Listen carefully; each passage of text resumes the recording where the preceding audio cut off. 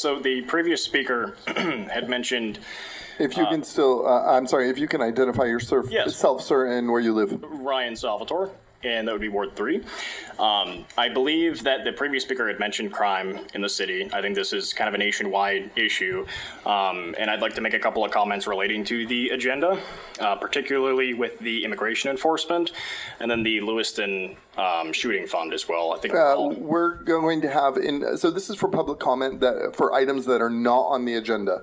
There will be public comment during those agenda items, and you can speak to those items then. So, thank you. For the record, I'd like to say that the number one agenda for immigration enforcement is getting violent criminals off the streets first, and I think that is really important if we're going to be discussing crime in any fashion. I think everybody's concerned with the way that the country at large is going, particularly in our smaller main cities like Lewiston, Portland particularly. We have a lot of homeless issues as well that aren't really addressed, and I think something that's off the agenda would be an audit.